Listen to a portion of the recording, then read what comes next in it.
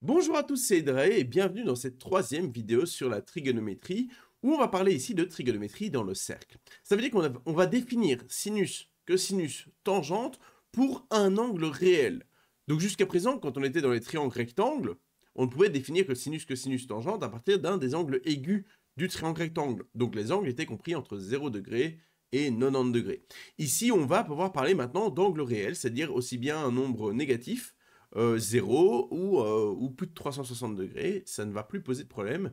Pour l'instant, évidemment, un angle d'amplitude négative, ça doit paraître un peu bizarre. Mais on va donner du sens à ça. Et donc, je disais, ça s'appelle la trigonométrie dans le cercle. Donc, on va parler d'un cercle. Alors, on va parler d'un cercle, on appelle ça d'ailleurs le cercle trigonométrique, qui est le cercle de rayon 1, centré en 0, 0. Alors, autant le centre, on prend 0, 0 par simplicité, autant le rayon 1, on va voir que c'est vraiment, vraiment important. À un moment, on va utiliser le fait que ce rayon soit 1. Eh bien, allons-y. Tout commence donc dans le cercle trigonométrique et on va d'abord définir ce que c'est un angle d'amplitude négative, d'amplitude 700 degrés, etc. Ce qu'on va faire, c'est ceci. On va considérer que ici, sur notre cercle, on a l'horizontale droite, je vais la mettre par exemple en turquoise, l'horizontale droite, ça va être l'amplitude 0.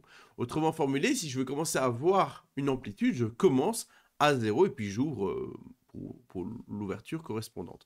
Et on va ouvrir un angle, par exemple si je veux un angle de 30 degrés, je vais l'ouvrir toujours dans ce sens-ci. Ça, c'est ce qu'on va appeler le sens positif. Hop. Et donc par exemple, un angle de 30 degrés deviendrait exactement ceci. Ça, ce serait un angle de plus 30 degrés.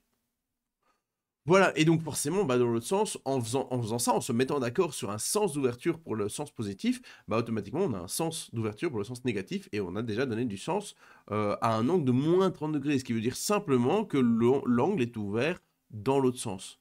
Ceci, c'est un angle de moins 30 degrés. Ok? Voilà, il n'y a rien de tordu, hein. C'est simplement, on donne un sens d'ouverture pour dire quand est-ce qu'on a positif, quand est-ce qu'on a négatif. Donc on va parler du sens trigonométrique, qui est le sens positif, et le sens négatif, antitrigonométrique, ou alors forcément sens des aiguilles d'une montre, c'est le plus traditionnel. Ça, c'est pour les angles d'amplitude négative, et une fois qu'on a ça, on a aussi les angles, par exemple, de 700 degrés. 700 degrés, c'est quoi? Je vais tourner, donc si c'est plus 700 degrés, je tourne dans le sens plus. Là, ça fait 360 quand je fais un tour complet. Et donc 360, pour arriver à 700 degrés, il manque 340. Et donc, il faudrait que je rajoute 340 degrés. J'arriverai à quelque chose comme par exemple ici. Ouais, vous voyez la construction, il n'y a rien de très compliqué. Si j'ouvre de plus de 360 degrés, c'est juste que je fais plus qu'un tour. Et donc, les angles, par exemple, si je prends l'angle de 90 degrés et l'angle de 450, donc 450 c'est 360 plus 90, j'arrive au même endroit dans le cercle. Mes deux angles se représenteront, hop, attendez, en orange, ils se représenteront tous les deux par ceci. Mais les angles sont bien différents, hein. Ce sont deux angles différents qui arrivent au même endroit dans le cercle. Voilà, ça c'est pour on appelle ça des angles orientés. Ce sont des angles, mais juste maintenant on va se fixer un point de départ, qui est cette horizontale bleue à droite, on va se fixer un sens, positif ou négatif, et maintenant on peut donc parler d'un angle négatif ou d'un angle de plus de 360 degrés. C'est juste ça. Donc je vous ai fait un petit résumé, il est là, voilà, j'ai pris plusieurs angles, histoire d'avoir quelques exemples différents, hein. On a l'angle de 50 degrés, on part toujours de droite, on ouvre de 50, voilà. Hein, je regarde si on voit bien mon curseur, on le voit pas très très bien, je vais le mettre peut-être un peu plus grand, hein. Hop. Ah, ou quand je fais ça, on le voit bien. Ah, je vais faire ça. Je remets en 3 pixels. Voilà, 3 pixels, on voit bien, parfait. Donc là, ici, par exemple, de là, on a 0, hop, 50 degrés, on arrive ici, c'est plus 50 degrés, donc c'est dans le sens positif. Dans l'autre sens, on a moins 40, on part de 0, hein. J'ai juste dessiné un petit peu à gauche la flèche, parce que comme ça on la voit, si je superpose les flèches, on les voit pas, c'est juste ça. Et la flèche est en bas, hop, on ouvre de 40 degrés, mais dans le sens négatif, c'est donc moins 40 degrés. Puis on a par exemple ici l'angle 320, à 320 on tourne dans le sens positif, hop, jusque là, et en fait on voit que moins 40 et plus 320, ce sont bien deux angles différents, mais qui arrivent au même endroit dans le cercle, ça arrive à représenter finalement ce même côté-là. Pareil pour 155 degrés ici, hop, jusque là. Et dans l'autre sens, on peut faire moins 205 degrés. Et note, je dis dans l'autre sens, on peut faire moins 205 degrés, mais on peut aussi rajouter 5 tours, retirer 18 tours, ça change rien. Hein. Pour tirer n'importe quel nombre de fois 360 degrés, ça va rien changer, évidemment. 360 degrés, c'est le tour complet. Voilà, ça c'est pour les angles orientés. Et une fois que j'ai les angles orientés, c'est ça qui va servir de base pour définir sinus, cosinus, tangente d'un angle réel. Alors, masquons ça, on va reprendre notre cercle. Donc, voilà, je vais effacer tout ce qu'on a fait avant. Tout ça, on n'a plus besoin. Et je vais repartir de mon cercle. Ok, alors, dans ce cercle, maintenant, ce qu'on va faire, c'est définir sinus, cosinus, tangente d'un angle réel. Alors, là, il y a quelque chose qu'il faut bien comprendre. C'est qu'on a déjà défini sinus, cosinus, tangente d'un angle aigu, de 0 à 90 degrés, dans le triangle rectangle. Et là, maintenant, ce qu'on va faire, c'est poser une nouvelle définition. Alors, techniquement, la nouvelle définition, elle va, entre gros guillemets, remplacer l'ancienne. Sauf que ce serait quand même dommage d'avoir eu quelque chose qui fonctionne très bien dans le triangle rectangle, qui est pratique, on a déjà résolu, enfin on peut résoudre des problèmes, je dis on a résolu, parce que je pense à une vidéo de 2 minutes que j'avais faite sur la trigonométrie, on a résolu un problème autour d'un bâtiment, on a des applications de la trigonométrie dans le triangle rectangle, on a des belles propriétés, sinus carré plus cos carré est égal à 1, tangente égale sin sur cos, etc. Ça, c'est une bonne notion, la trigonométrie dans le triangle rectangle. Et donc quand je dis on va créer une nouvelle définition, bah, il faudrait quand même pas écraser l'ancienne définition, il faudrait plutôt la compléter. Ça veut dire, il faudrait faire une définition où, pour les angles de 0 à 90 degrés non compris, 0 non compris, 90 degrés non compris, bah ça serait équivalent à ce qu'on avait fait avant, mais que pour les autres, ce soit quelque chose de nouveau. Et ça, c'est quelque chose qui est souvent pas bien compris, c'est qu'on va étendre la définition de la trigonométrie dans le triangle rectangle. On ne va pas remplacer, on ne va pas prétendre que ce qu'on a fait avant fonctionne dans des nouveaux cas, on va juste poser une nouvelle définition et constater que pour les cas particuliers de 0 à 90 degrés, en fait, elle coïncide avec l'ancienne définition, c'est-à-dire qu'on a deux manières de voir qui sont totalement équivalentes pour les angles entre 0 et 90, mais que pour les autres angles, ben ça, on n'a pas le choix, l'ancienne définition ne peut pas marcher puisqu'on était dans un triangle rectangle et on ne peut pas trouver un angle de 150 degrés dans un triangle rectangle, c'est impossible. Donc voilà, donc on va s'inspirer de l'ancienne définition, on va la reformuler, et cette reformulation, ce sera notre définition. Et ça aura la propriété que pour les angles entre 0 et 90 degrés, eh bien, ce sera la même chose.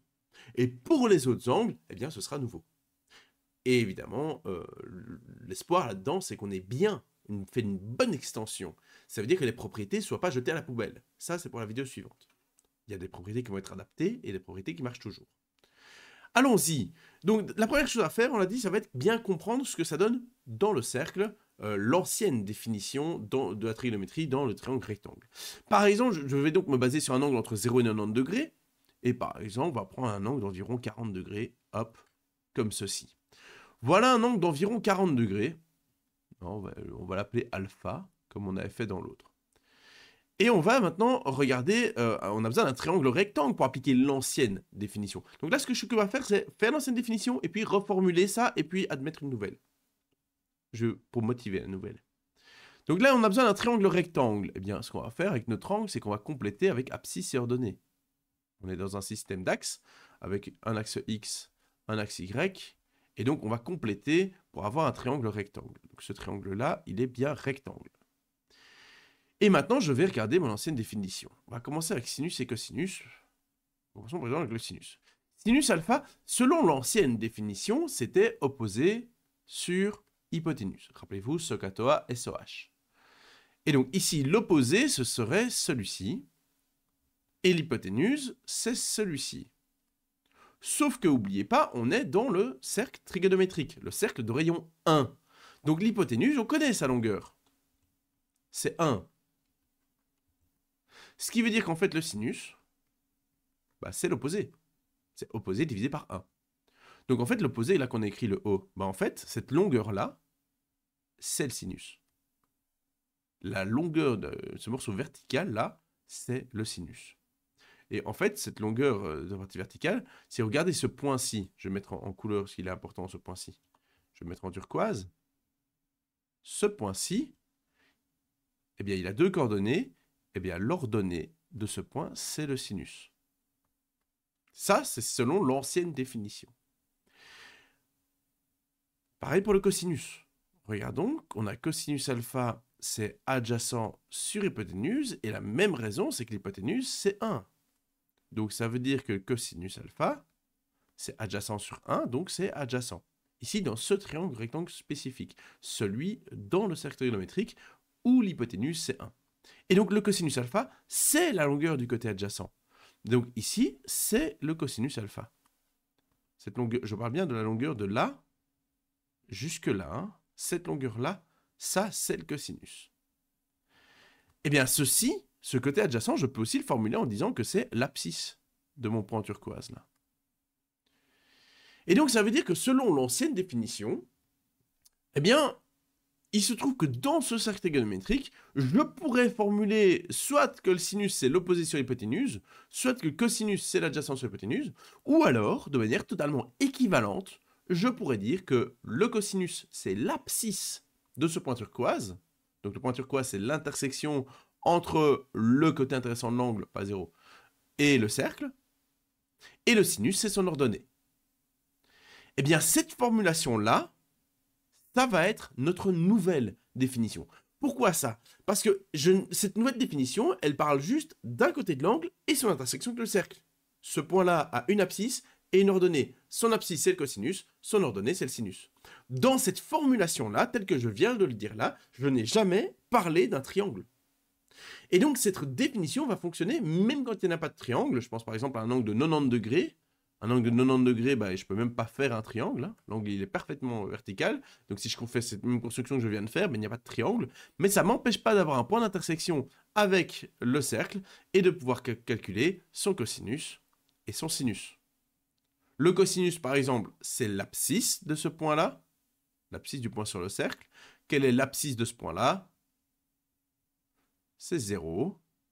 Donc, le cosinus ici, cosinus de 90, c'est 0. Sinus de 90, c'est donc l'ordonnée de ce point-là, c'est 1. Et donc le sinus de 90, c'est 1. Et ça, je peux le faire sans avoir besoin de parler d'un triangle. Et donc on a bien pris ce qu'on avait avant, la définition dans le triangle rectangle, et on l'a étendu. En le reformulant grâce au cercle trigonométrique, on l'a étendu pour arriver à une nouvelle définition qui a la propriété que dans les angles entre 0 et 90 degrés, bah en fait ça coïncide à ce qu'on avait avant, c'est pas nouveau, ça ne remplace pas, c'est équivalent. Et pour les nouveaux, là on a vraiment quelque chose de nouveau. Maintenant on peut parler du cosinus de 90, du sinus de 90, 90 hein, pour les Français. mais voilà, on ne peut pas, on pouvait pas le faire avant. Alors petit exercice, voir si on a bien compris. Deux petits exercices, / exemple. D'abord on va calculer ce que c'est par exemple le cosinus de 180. Je laisse réfléchir quelques instants.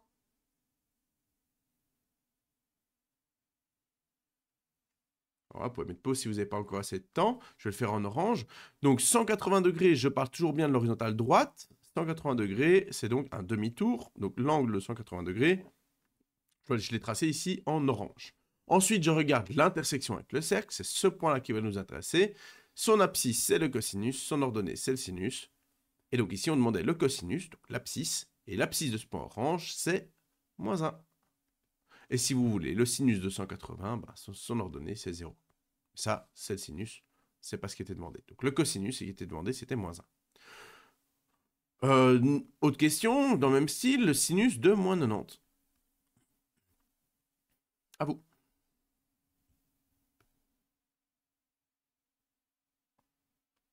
Alors pareil, vous pouvez faire pause si vous avez besoin de plus de temps.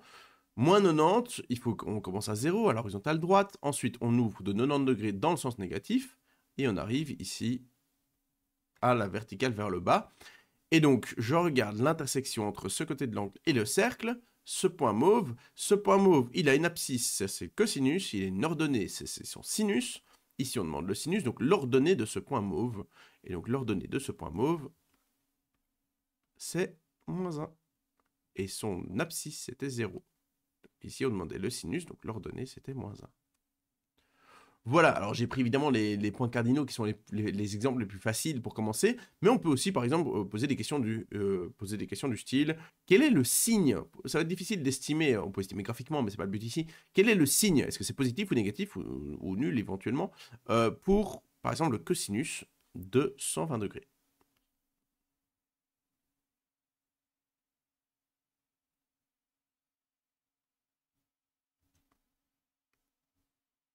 Pareil, n'hésitez pas à faire pause si besoin. 120 degrés, c'est 90 plus 30. Donc, on ouvre toujours à partir de l'horizontale droite dans le sens positif parce que c'est plus 120 degrés.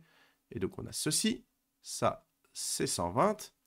Et donc, le cosinus, c'est l'abscisse de ce point d'intersection. Et donc, l'abscisse, on voit bien que c'est un nombre qui tombe dans la partie gauche de l'axe X. Et donc, dans les nombres négatifs pour l'abscisse.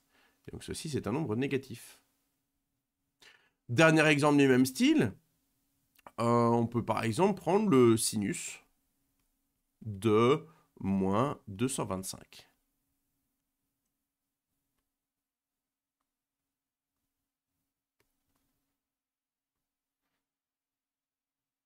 Pareil, n'hésitez pas à faire pause si besoin. 225, c'est 180 plus 45. Hein. Donc, c'est un nombre qu'on va manipuler beaucoup plus tard, c'est comme 120, on finit par le connaître. Mais donc, on ouvre à l'horizontale droite, dans le sens négatif, donc vers le bas, si je peux dire, dans le sens des aiguilles d'une montre. 225 degrés, on a dit que c'était 180 plus 45. Et donc, on arrive à cet angle-ci. Et donc, on regarde l'intersection avec le cercle et on regarde son sinus, le sinus qui est donc l'ordonnée. Et l'ordonnée, on arrive dans la partie haute de l'axe X, et donc on a un sinus qui est un nombre positif.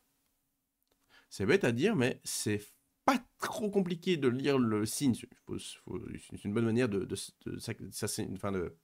comment est-ce qu'on dit?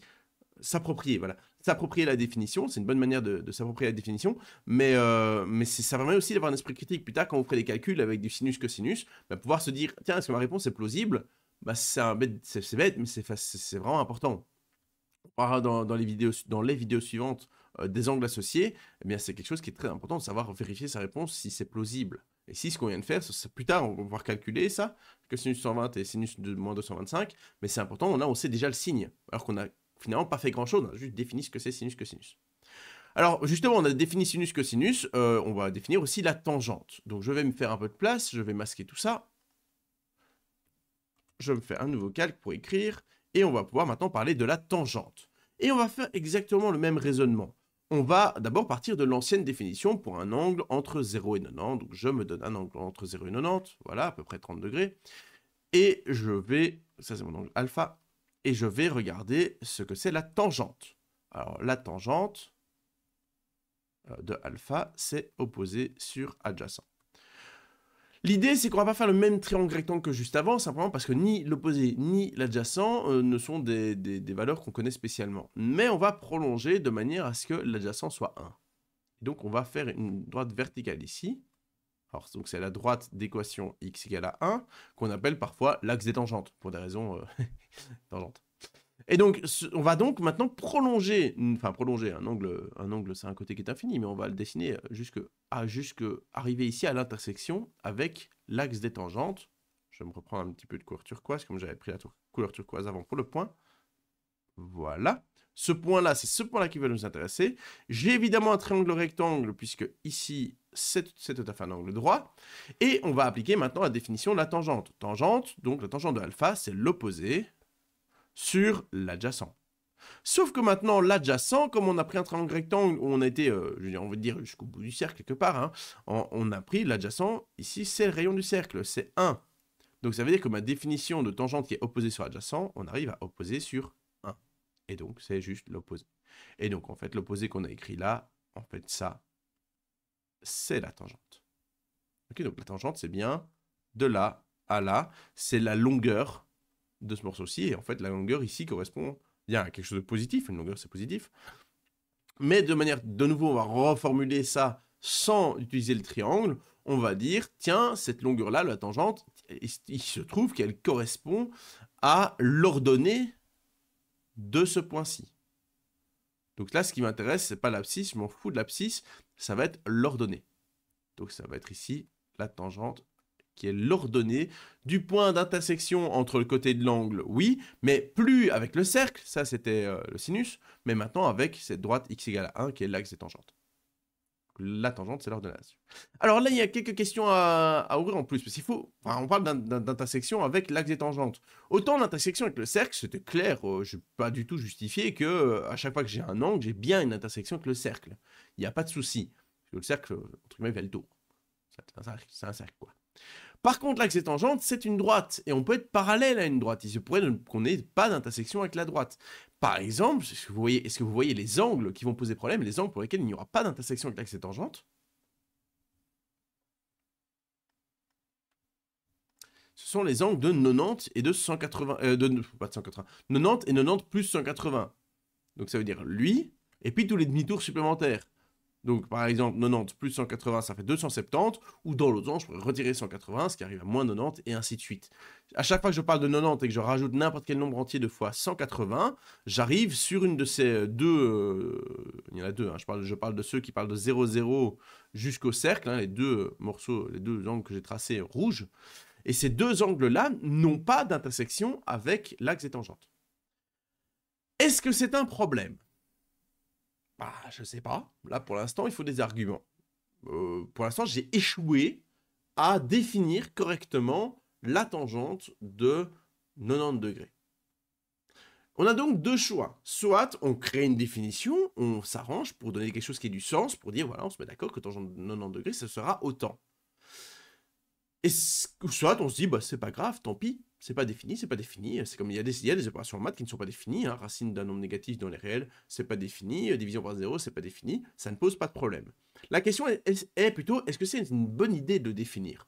Qu'est-ce que je veux dire par là? C'est très avancé mathématiquement. On est presque sur la philosophie de une bonne idée de définir les choses. Mais c'est par exemple, on sait déjà que pour les angles entre 0 et 90 degrés, on a déjà que la tangente, c'est sinus sur cosinus. Et donc, qu'est-ce qu'il en arriverait pour tangente 90 alors? 90. Pensez pour vous, amis français. Sinus 90, 90, sur cosinus 90. Eh bien, ça ferait quoi alors? On a déjà calculé tout à l'heure le sinus 90, cosinus 90, donc je vais vous redonner les réponses qu'on avait trouvées tout à l'heure. Sinus 90, c'était 1, et cosinus 90, c'était 0. Et ce 0-là, il vous dit une chose très simple. Si vous donnez n'importe quelle réponse à tangente 90, qui est finalement l'égalité là, eh bien vous êtes sûr que la propriété sinus sur cosinus ne sera pas valable. Pourquoi? Parce que sinus 90 sur cosinus 90 n'est pas une opération valable, on ne peut déjà pas diviser par 0. Donc l'opération sinus 90 sur cosinus 90 n'est pas définie. Ce qui suggère fortement que la tangente 90, qui est, on espère être égale toujours à sinus sur cosinus, ne soit pas définie en 90. Et donc on va plutôt prendre le choix de dire, bah, tangente 90 n'est pas définie, et c'est pas grave. Et en fait, ça ne pose aucun problème. Vous pouvez aussi vous faire une petite intuition. Comment ça se passe si vous avez tangente de 89,999999? C'est-à-dire un angle très proche de 90, mais juste avant. Donc très proche de 90, il faut l'imaginer quasiment ici. Je l'exagère évidemment la distance entre les deux. Et comment est-ce qu'on va voir la tangente? Eh bien, on va prolonger ce côté-là jusqu'à ce qu'un jour, sans doute très haut, hein, très haut, ça va aller intersecter l'axe des tangentes. Et ce point très haut, là-bas, il a une ordonnée, et son ordonnée, c'est la tangente. Donc la tangente de 89, c'est très grand. Et en fait, quand l'angle se rapproche de 90, ben, la tangente, elle devient vraiment très grande, elle peut dépasser n'importe quelle valeur. Ce qui, de nouveau, suggère que ce n'est pas un nombre. J'aurais envie de dire l'infini. Ce sera clarifié plus précisément dans les années à venir, mais voilà, la tangente de 90 serait particulièrement grande. Quand je m'approche avec un angle plus petit, ça devient une valeur très grande. Ça, c'est une chose. La deuxième chose, donc tangente de 90, on va effacer cette absurdité, c'était juste pour émettre une hypothèse. Donc la tangente de 90 n'est pas définie. Voilà, juste on écrit, n'est pas définie. Il y en a souvent qui me demandent s'il y a des signes qu'on peut écrire. Et non, on ne peut pas écrire de symbole pour ça. Il n'y a pas de symbole, il y en a qui essaient de mettre l'ensemble vide. Je vous rappelle que l'ensemble vide est un ensemble. Et la tangente d'un nombre n'est certainement pas un ensemble. Il y en a qui me demandent s'ils peuvent mettre le n'existe pas. Alors n'existe pas, ou dans l'autre sens, n'existe pas, ça veut dire n'existe pas, il n'existe pas de. Genre, il n'existe pas de cheval dans une étable qui ait 3 couleurs. Je sais pas, j'invente.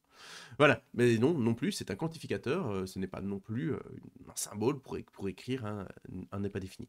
Là, on dit juste que tangente 90 n'est pas définie. Personne n'a jamais donné de définition de tangente 90, pour une bonne raison, c'est que c'est une mauvaise idée de le faire pour les arguments que j'ai donnés avant. Et donc, ce n'est juste pas défini. Et donc, c'est du français, il n'y a pas de notation. Voilà, ça c'est pour la tangente 90. Il me reste une dernière question à régler, c'est que pour l'instant on n'a pas défini la tangente de tous les angles, mais on a défini la tangente des angles qui ont une intersection avec l'axe des tangentes. Donc on a dit que 90 et moins 90, et à chaque fois que je rajoutais 180 degrés, ça pose problème, mais encore, il y en a d'autres. Par exemple, si je vais prendre celui-ci. Par exemple, là, je suis du 160 degrés environ. 160 degrés, comment est-ce que je regarde sa tangente? Je suis censé avoir une intersection avec l'axe des tangentes. Et donc, qu'est-ce que je fais? Parce que là, je n'ai plus rien. Eh bien, ce qu'on va faire, c'est qu'on va prolonger l'angle, mais prolonger pas seulement d'un côté, prolonger des deux côtés. Et donc, on va aussi prolonger par ici, et arriver finalement à ce point d'intersection avec l'axe des tangentes, et ce point a une ordonnée. Donc, la tangente ici j'ai dit 160, eh bien, ce serait ici. Ce serait l'ordonnée de ce point-ci. Voilà, alors parfois on me pose des questions du style, est-ce qu'on ne peut pas mettre un autre axe des tangentes du côté gauche, etc. Alors là, ce genre de questions. Première chose, pour moi j'ai un problème de sens. Il se trouve qu'il y a certains angles, certains axes des tangentes qu'on pourrait mettre du côté gauche qui marchent, c'est pas la question. Il y a moyen de faire une définition équivalente en mettant un axe du côté gauche. Maintenant, voilà, en tout cas, moi ce qui m'embête, c'est qu'on a créé cet axe du côté droit pour créer un triangle rectangle pour se ramener à l'ancienne définition, et donc créer un axe du côté gauche, ça me paraît avoir moins de sens. C'est pas faux. D'ailleurs, je l'ai dit, il y a des définitions qui sont équivalentes, et donc elles sont tout aussi justes que la mienne, c'est une question de point de vue. Mais, en tout cas, j'aime bien la manière de formuler en disant juste, on prend la même définition, et dans la définition de base, on devait déjà prolonger l'angle. Bah, quitte à prolonger dans les deux sens, c'est pas très grave. Et voilà, fin. Ok? Donc, c'est tout. On peut donc mettre un axe de tangente de l'autre côté, mais en général, on ne le fait pas. On prend juste l'axe de tangente du côté droit et on prolonge dans les deux sens si nécessaire. Voilà! Bref, si je synthétise tout ce qu'on a dit aujourd'hui dans cette vidéo, la première chose qu'on ait faite, c'est dire que les angles, on pouvait ouvrir dans les deux sens. Donc on a admis que, enfin on a posé comme définition que l'horizontale droite était l'angle 0, qu'on pouvait ouvrir dans le sens positif ou dans le sens négatif. Dans le sens positif, c'était celui-ci, négatif, c'était celui-ci. Grâce à ça, on a pris les définitions de sinus, cosinus, tangente, les anciennes, du triangle rectangle, on les a appliquées et on est arrivé à les reformuler. On a donc fait une extension de la définition précédente, donc on a formulé d'une nouvelle manière quelque chose qui nous permet d'avoir plus de cas, je parlerai du sinus maintenant de d'autres angles, mais que pour les angles de 0 à 90 degrés, vous pouvez toujours faire ce catoa, ça fonctionnera toujours, c'est équivalent. C'est juste que maintenant, on a de nouveaux angles, on a prolongé la définition. Comment est-ce qu'on a fait ça? On a dit que pour, je vais me refaire un petit cercle, hop, pour le sinus et le cosinus d'un angle quelconque, je vais prendre un angle quelconque ici, hop. Pour le sinus et le cosinus, je regarde le point d'intersection, l'abscisse, si c'est alpha, l'abscisse c'est son cosinus, l'ordonnée c'est son sinus. Et pour la tangente, on va simplement prolonger dans l'autre sens jusqu'à couper l'axe des tangentes. Et à ce moment-ci, on trouve l'intersection dont l'ordonnée est la tangente. Ok? Je ne vais pas m'étendre sur sécante, cosécante et cotangente, vu qu'une fois que vous savez faire ces trois-là, vous prenez l'inverse et vous les avez. Hein. Donc voilà. Voilà, on s'arrête là pour cette vidéo-ci. Dans la vidéo suivante, on va parler des propriétés de ces fonctions trigonométriques. Et je ne sais pas encore la durée de la vidéo, mais si on a le temps, on va aussi faire les angles associés. A très bientôt, portez-vous bien. Salut!